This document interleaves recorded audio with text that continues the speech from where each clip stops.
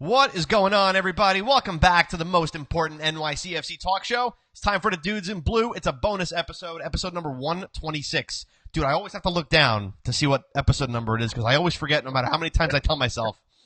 Anyway, I'm your host, Joe Amato, and alongside me, as always, Antonino. What is up, everyone? Dude, what's happening? Nothing much, my friend. Nothing much. Just we got the clinch out of the way, but the collective cheek clench is still there. It's still there. But listen, this was a big step forward that needed to happen. We've been waiting for it very, very patiently, and NYCFC has finally clinched a playoff spot, albeit to a really pretty much defeated Chicago Fire team, which we're gonna get into the match. This is gonna be a shorter episode than usual. Mainly because it's a Thursday night and we got some FIFA to play, and we really don't want to talk about the same stuff that we've been talking about for the last couple of weeks.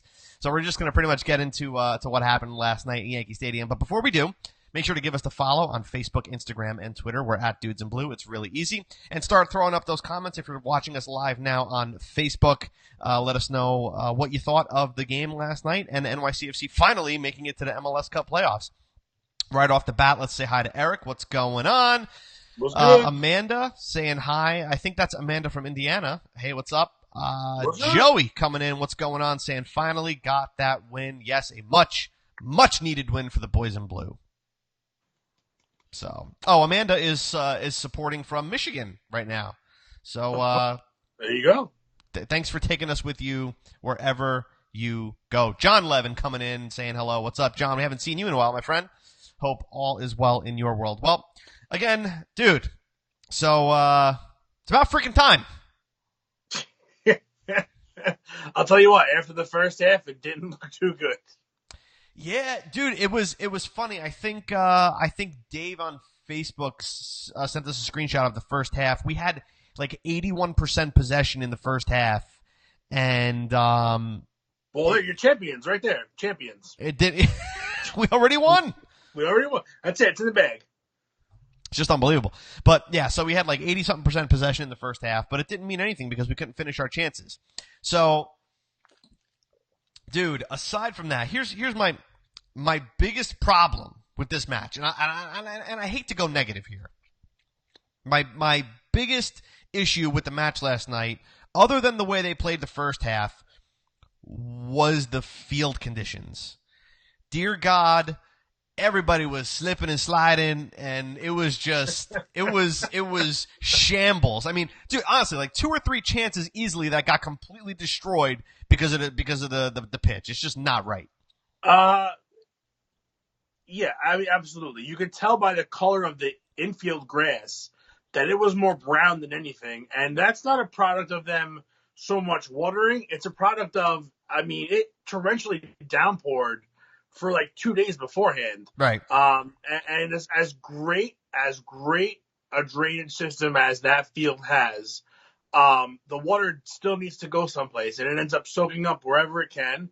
And yesterday's field was this was clearly the first time it was like really, really visible for me that this was like really bad. I mean, people were slip sliding all over the place. Not to say people don't slide usual. I mean, but you usually see it more just on the infield because the sod is, it's a little bit different. Yeah, they were sliding everywhere. Really bad too. Again, did it cost us a couple chances? Probably. But again, it's not an excuse. It happens. It's where we play. It could be worse. We could be playing on turf, and our guys would be half dead most of the time. Yeah. So again, it was really bad. Just unusual because I think we've seen it downpour during games, and it doesn't get that bad. David on Facebook says, I hope we tear up the field so bad that the Yankees put pressure on NYCFC to get their own stadium. Like, guys, Merry Christmas. We bought you a stadium. That's the plan. Just get out. Yeah, I don't know if that's going to happen. Hey, Uncle Dom's checking in, saying, what's up, Uncle Dom? Uncle Dom. All right, dude, let's chat a little bit about the lineup here because this was a midweek game, a game that was between 8 days and 3 matches in 8 days, I should say. Alex Collins was out on yellow card accumulation, which, dude, really did not bother me. Ben Sweat slotted in that center back position, which I was a little surprised at. I would have thought we would have seen Shano Ibiaga. But I'll tell you what, dude, Ben Sweat looked pretty good on that in that center back role. I was kind of surprised. Well, so if you listen to the post game, there's a reason for that. That Dome really likes a left-footed left center mid and a right-footed right mid center back. He likes a left-footed and a right-footed center back in order to make those diagonal passes into the midfield a little bit more seamless. Almost like as if if you had a left-handed shortstop versus a right-handed shortstop, it would take a left-handed shortstop a little bit longer to get the ball off across his body, whereas a right-handed throwing shortstop, it's a little more seamless. It's all one motion. Same thing goes with the footedness of a player when you're trying to get the ball out into the middle of the field. If you're playing left center back and you're trying to get the ball to the right side of the field, you kind of have to turn your whole body and pivot and get it out there, unless you want to use your weak foot. And the same thing for the right. It's it's flip flops, but Sure. It's the same principle. So that makes a good point. It's that little bit of time, that little bit of that split second that can make a big difference here and there, depending on the passes. And I thought Ben Sweat had a very, very good game. And All for it's being out of position. No surprise. We kind of seen him play there before a little bit at the end of last season because of injury troubles. So for me, it's a smart idea. It played out pretty well, and I think between the center backs and the wing backs, the fullbacks, I think you really have a pretty solid core of defenders there where you don't really have to worry about them too much. I think it's more positioning with them than anything. I want to just bring up a Facebook comment here, dude, before we talk a little bit more about the lineup selection here. But Jason on Facebook is saying Sweat looked good versus a lackluster Fire attack. I wouldn't be so convinced. I think he meant to say just yet. That's one question I wanted to bring up, and I want to know in the comments on what you guys think. How much of this result was NYCFC, and how much of it was the Chicago Fire, one of the worst teams in the league right now? I want to say it was a combination of both. And the reason, my main reason is, when Alex Ring can put one in on you, you're having a pretty rough game. You know what I mean? Well, he chose to put the ball on net this time. Hey, listen, credit to him for scoring. And we'll talk about Alex Ring, I'm sure, in a little bit, dude. But I think their defense was pretty leaky. I mean, we didn't take as many shots as we were accustomed to seeing over the last couple of matches. But, yeah, right. But again, I think that defense is definitely pretty leaky on the Chicago Fire side. Yeah, I would have to agree. I think it was a combination, which is why I'm not totally, we're not totally out of the water yet. A lot of work to do, especially watching that first half. You cannot play too many halves like that and live to talk about it. Dude, one more thought I had on the defense before we move on Sure. to the other players in the lineup. I was thinking about this. Actually, I mentioned this to the guys that sit with us at the stadium. We, in the past, in the first 2 or 3 seasons, we had such issues on defense, dude.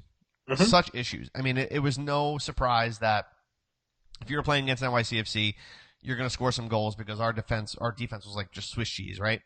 Mm-hmm. I think since then that's been the part of the game where we've improved on the most, almost to a fault. Because they've put so much focus on actually getting a defense and getting defensive midfielders and building up that back line to the point where you can interchange players and not feel a difference and still keep it to 1 or 2 goals tops that you're giving up in a game, that we've actually forgotten about our offense. And I think we didn't really feel that too much towards the beginning of the season, but I think, looking at players like Maxi Morales, who in my opinion has been really, really poor of late.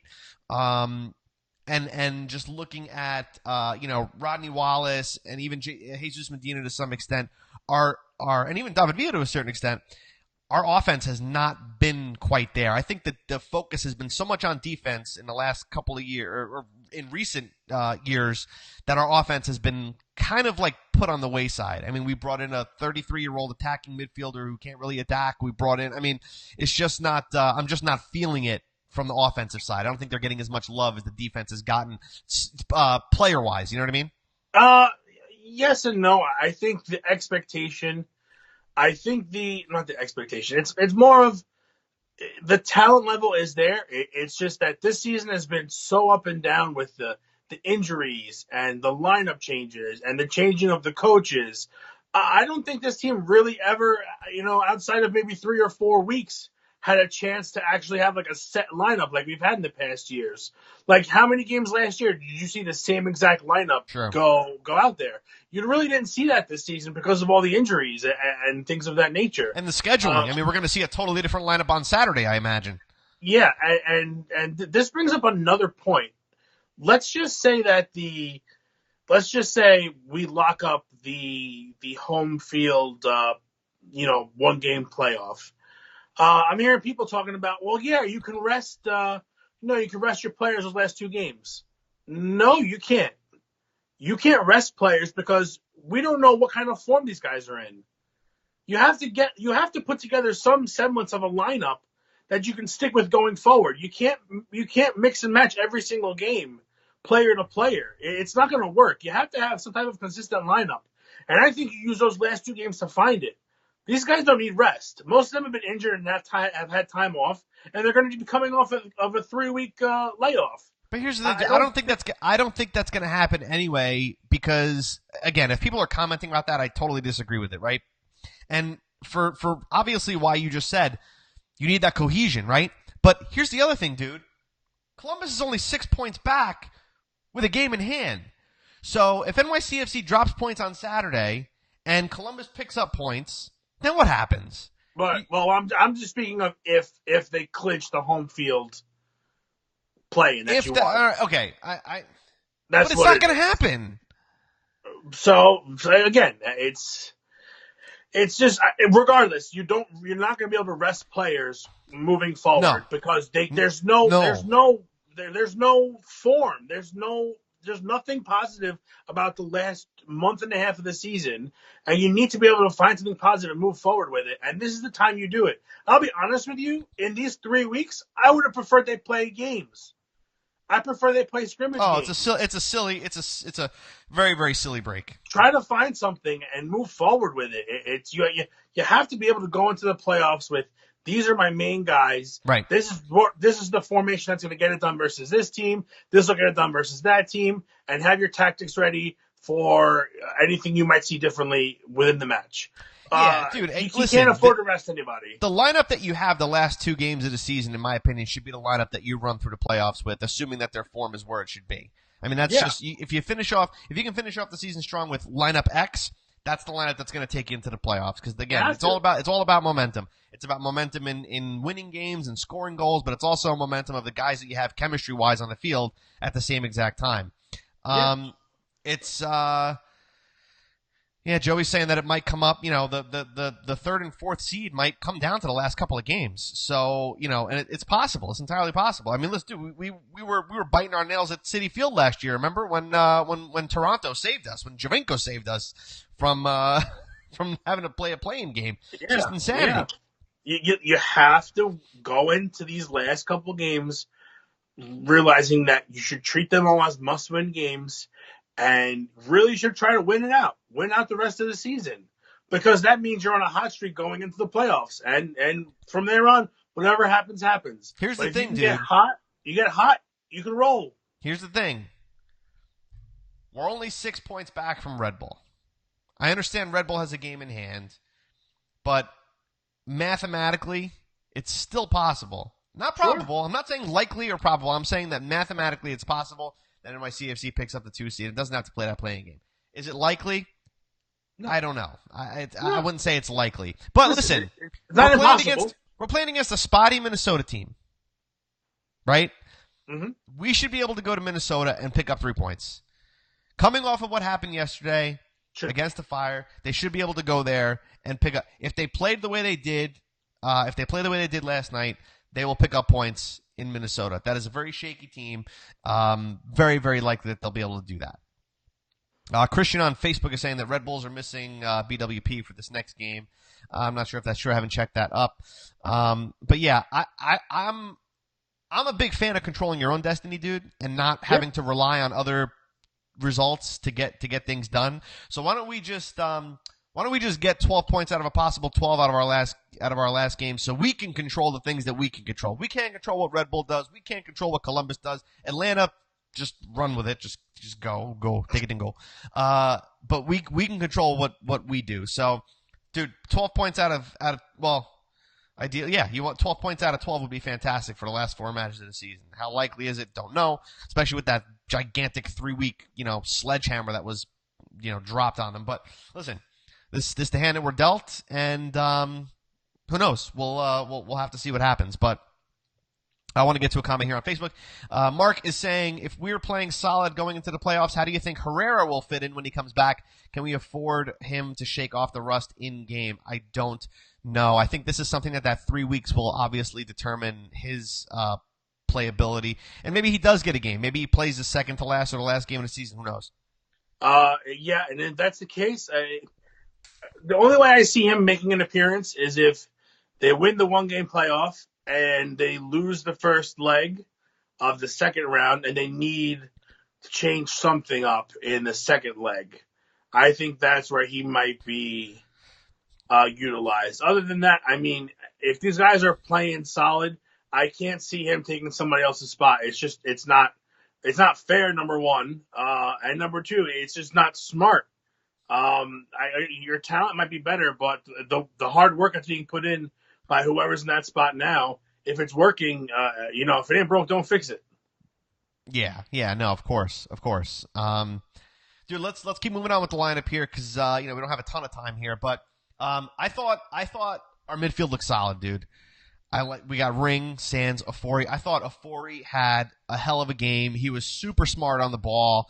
I thought Sands had a phenomenal game. Really quiet, but really, really calm. Just did the work. And Alex Ring, of course, had an absolutely insane game. I think those 3 guys totally killed it, in my opinion. Yeah, I think they played very, very well. Sands, again, looks like he's been playing there for 5-6 years, and he's very cool. He never panics. Never see his body kind of lunging or just trying to overcompensate for something he might have done. He's just cool, calm, gets the ball out of traffic, doesn't mind when there's 3 or 4 guys around him. He knows what to do with it, and I'm really impressed by him. And I think he is a player that you end up building your team around moving forward. I think as he gets older, he can turn into what Alex Ring is. Again, maybe you want to see him a little more physical as he gets a little bit bigger because he's still a child. But I mean, he's the real deal. He is the real deal, and I'm happy that we have a player like that on our team because the middle of the field, in my opinion, is where the game is won and lost. If you could do things in the middle of the field, everything else will follow suit. So I'm really pleased with the way he played. Ofori played exceptionally well. Had a scoring opportunity that he completely skied. But again, he did his job. Did a lot more moving around than usual. He didn't do his usual, pivot and pass. He kind of carried the ball a little bit more. First touch is a little bit heavy at times, but other than that, I mean, defensively, he did his job. He got a huge block in the first half, I think it was. I thought he was quicker. I thought he was quicker than he normally was. Like he was sharper. Yeah. And kind of like had a plan where the ball was going to go. Usually I say it's Ofori that kind of slows the game down. In this case, it was Maxi Morales, in my opinion. But Mark on Facebook says Dome calls Sands Jimmy. Is that what we should be calling him? Maybe we should start calling him Jimmy. Jimmy.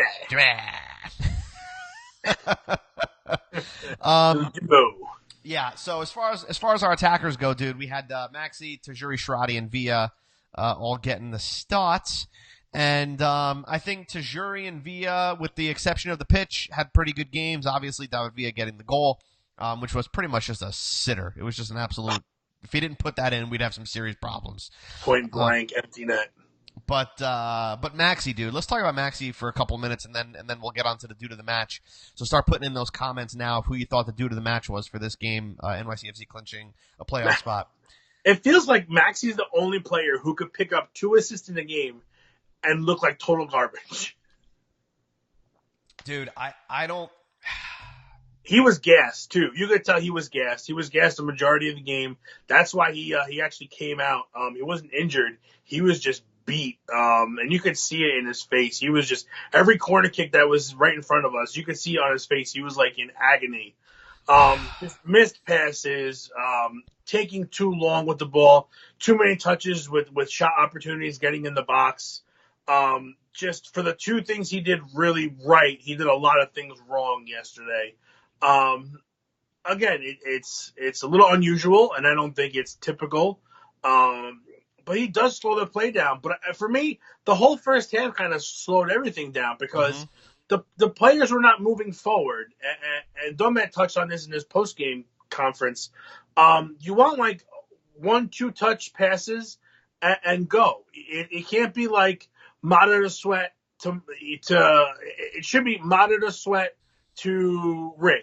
And instead, it ends up being Mata to Sweat to Mata to Chanel to Ring. Like, you got to be able to cut out those middlemen passes, and you have to be able to do it a little bit faster. And I think the first half was there was not much of that. And the second half was a different story. So now it's up to the coach really to figure out what went right in the second half and implement that always for the entire 90 minutes. Well, that's the thing, and I think I'm going to try to pull up the quote here while we're talking, but I got the quote sheet from the team from last night. There was a quote about the adjustment at halftime was that Dome was not pleased at how slow the pace was in the first half, and that he wanted them to pick it up in the second half. So obviously something happened, right? Something happened. Here it is. Here's the coach from Dome. The first half we played very separated and slow. So when this happens, they defend and play very comfortable. This reading a quote from Dome is not an easy thing to do. I'm telling you that right now. No, it is not. So yeah, he was not too thrilled about the way they played in the first half, pace wise, and I agree, dude. That was definitely not good. But the adjustments were made at halftime, and listen, it paid off. Yes, did it take 5 minutes for us to put 2 goals in on them? Yes, but I think they definitely could have had more than that in the second half. I want to get to a question here on Facebook, dude. Yeah. Joey is asking in the there we go. Joey's asking, in the postgame, Dome seemed upset with how Tajuri played. He said he was playing too much in the middle in the first half, and I didn't really see that. What do you guys think? This was weird. This was really weird because we almost played like a 4-3-3, but the left wing wasn't like always there. Yeah, you thought Maxi would be up there, and he wasn't. Maxi played in the middle of the field, and that left wing spot was vacated a majority of the time where Mata was supposed to be. So you end up shifting your backline. Your backline goes from a 4-man backline to a 3-man backline because Mata's got to come up and play wing, and Maxi slots back into the middle. So it's a really weird formation that it's like free floating at times. I don't know if he was in the middle too much. Again, he wasn't really getting too deep. But again, they weren't really exploring that side of the field a whole hell of a lot. Maybe 3 or 4 times.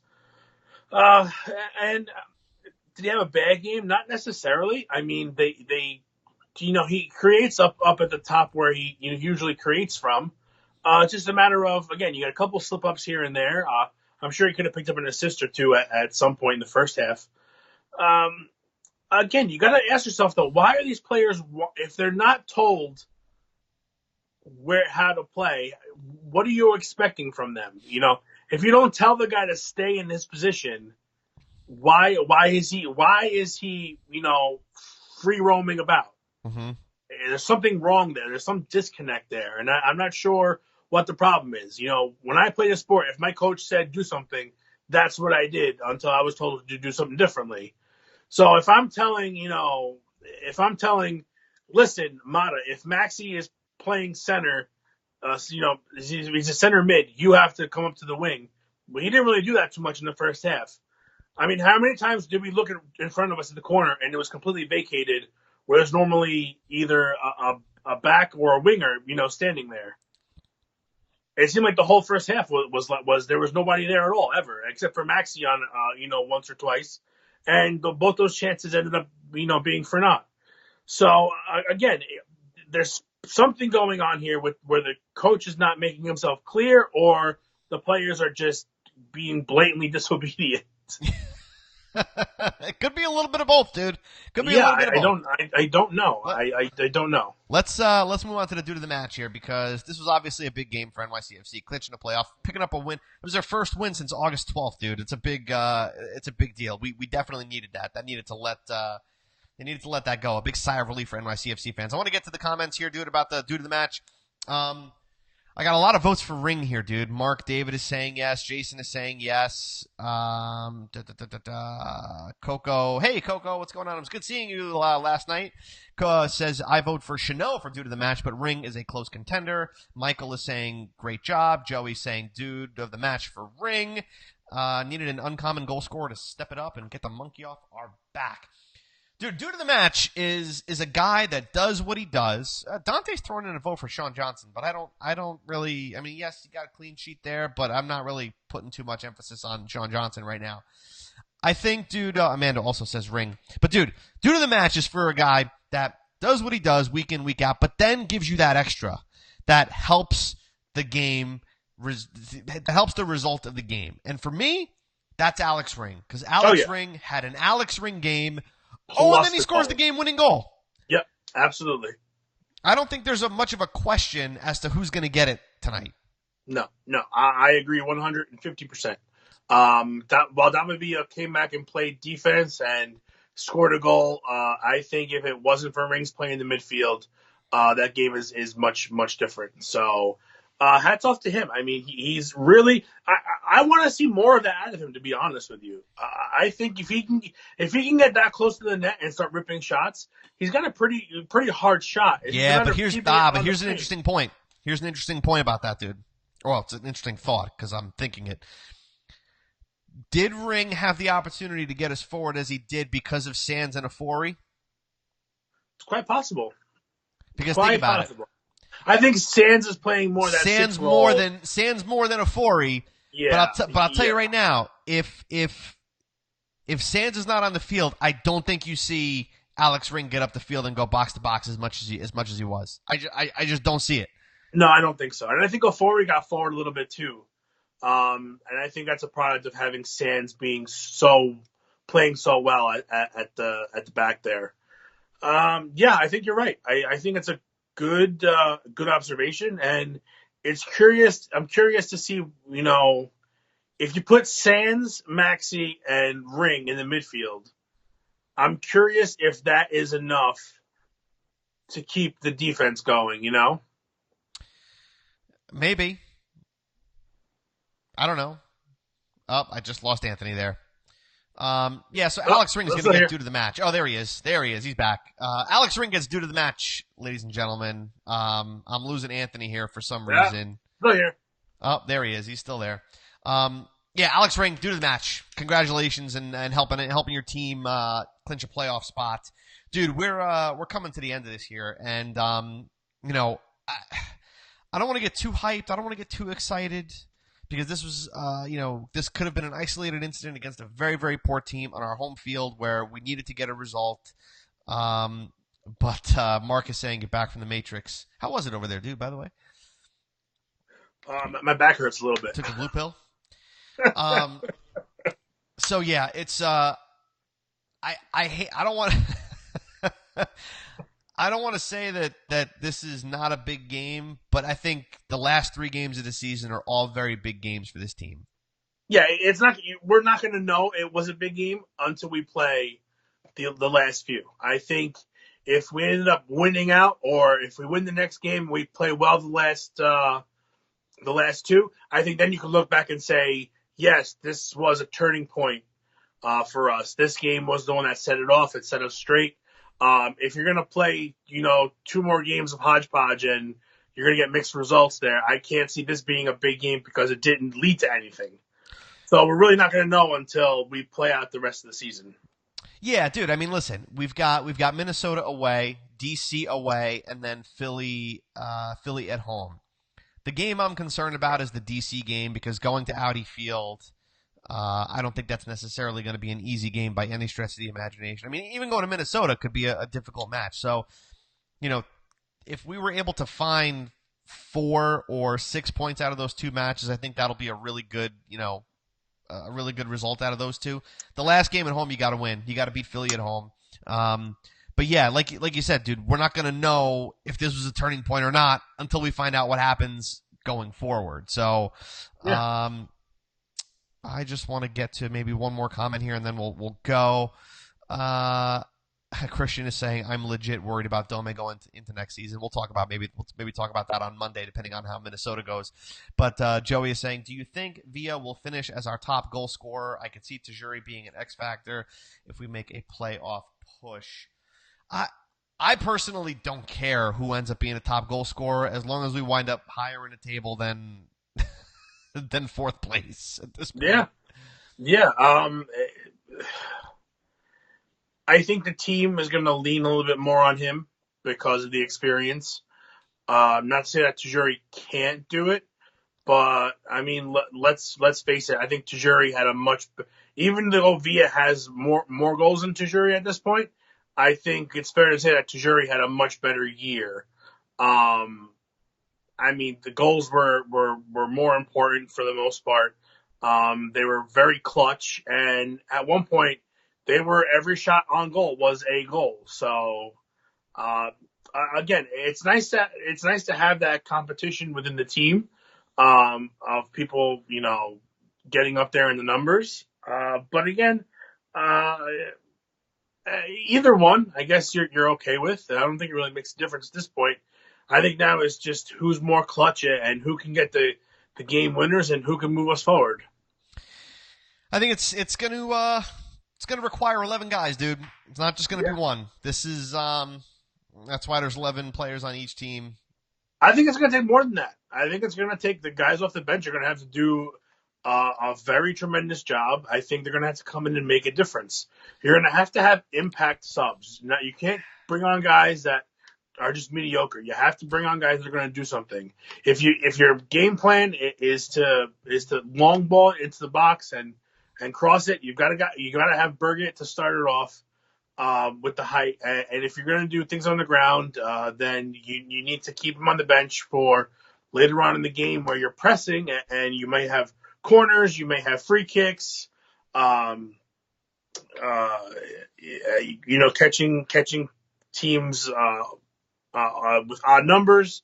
It's a whole tactical thing, and everything has to be looked at 120 times over.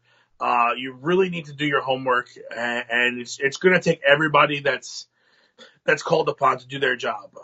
Whether we think they can or not we could speculate that all we want, but for now, whoever enters the field, whoever is between those white lines, needs to give everything they have at this point on because we're going to need it.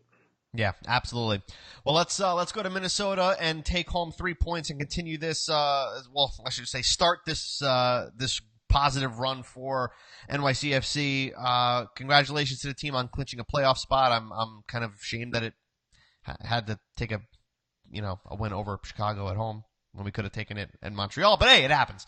But they took it.